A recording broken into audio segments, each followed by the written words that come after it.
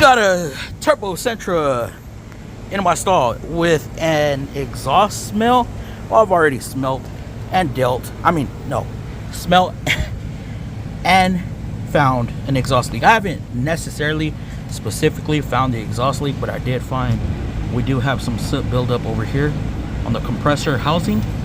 So what that means is it could be a turbo that's cracked. It could be catalyst that have to remove those heat shields, which in order to remove those heat shields, you've got to remove the turbo. See, that bolt is there, but then you're up against the firewall and there's no access. This is where I say all data is just a guesstimate. It's an estimate. It is not a rule. It is a starting point. I'm gonna show y'all here in a second why I say that.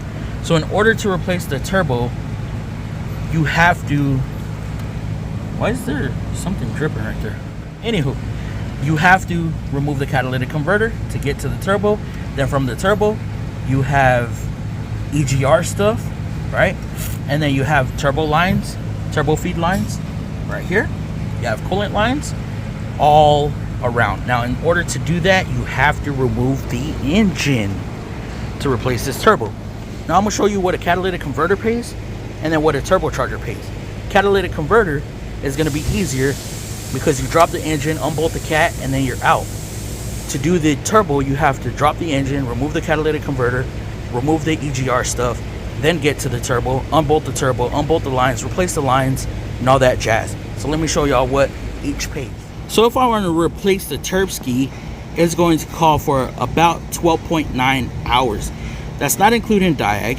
That's not including evac and recharge and stuff like that, right? Other relearns that are necessary when removing the engine. And then when you replace the turbo, you have to relearn turbo actuators. All right, we got that.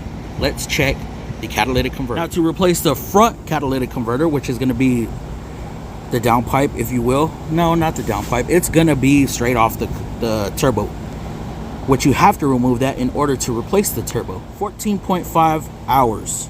Does that trigger anybody? So when you call around and you compare pricing, oh, this shop charged me 16 hours to replace the turbo.